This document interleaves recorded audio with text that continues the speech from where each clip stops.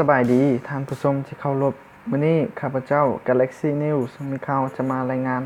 ให้ท่านผู้ชมได้รับชมได้รับฟังนำกันสถานการณ์ในแหลมเกาหลีเบิ่งแล้วอาจจะกลับมาเข่งตึงขึ้นเรื่อยๆหลังจากที่เกาหลีเหนือได้ยิงลูกศรไฟในมื้อวานนี้ถึง2ลูกในวันเดียวกันกับทูตพิเศษด้านกิจการเกาหลีเหนือของสหรัฐเดินทางเยี่ยมยามเกาหลีใต้นับเป็นการยิงลูกศรไฟครั้งที่2ในระยะเวลาบ่ถึง1อาทิตย์กองทัพเกาหลีใต้เปิดเผยว่าเกาหลีเหนือได้ยิงลูกศรไฟ2ลูกจากแขวงพยองฮั่นเหนือทางภาคกลางของประเทศเมื่อเวลา 16:29 น. และ 16:49 น. ตามเวลาท้องถิ่นหรือ 14:29 น. และ 14:49 น. ตามเวลาในลาว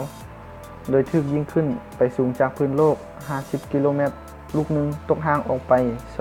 270 กิโลเมตรส่วนอีกลูกหนึ่งตกห่างจากจุดยิง420 กิโลเมตรและทั้งสองลูกตกลงไปในทะเล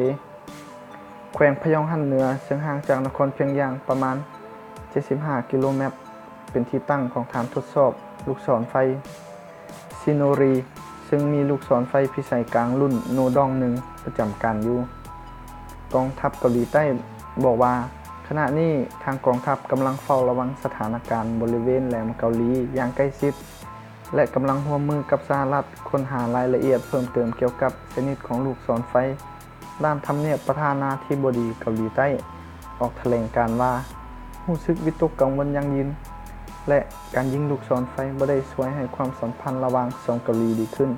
แต่ยังไวเกินไปที่จะสรุปว่าการเคลื่อนไหวล่าสุดนี้เป็นการละเมิดมติของคณะมนตรีความมั่นคงแห่งสหประชาชาติหรือบ่การยิงลูกศรไฟครั้งนี้ถือเป็นครั้งที่2นับตั้งแต่การประชุมสุดยอดผู้นำระหว่างประธานาธิบดีโดนัลด์ทรัมป์กับคิมจองอึนที่เมืองหลวงของเวียดนามประสบกับความล้มเหลวโดยการยิงลูกศรไฟของเกาหลีเหนือครั้งก่อนหน้านี้ถือเป็นครั้งทำอิฐในรอบเกือบครึ่งปีเกิดขึ้นเมื่อวันเสาร์ที่ผ่านมาบริเวณแคมป์ฝั่งภาคตะวันออกโดยมีคิมจองอึนไปสังเกตการณ์ด้วยตนเองซึ่งรัฐบาลเพียงย่างอ้างว่าเป็นการซ่อมรบตามปกติเพื่อทดสอบขีดความสามารถในการป้องกันประเทศและบ่ได้เป็นภัยคุกคามต่อสหรัฐเกาหลีใต้หรือญี่ปุ่นขณะเดียวกันท่านสตีเฟนบีกันผู้แทนพิเศษด้านกิจการเกาหลีเหนือของสหรัฐได้เดินทางเยี่ยมยามนครเซอุลของเกาหลีใต้เป็นครั้งที่1นับตั้งแต่ฮานอยซัมมิตโดยมาถึงแต่มื้อวันซืน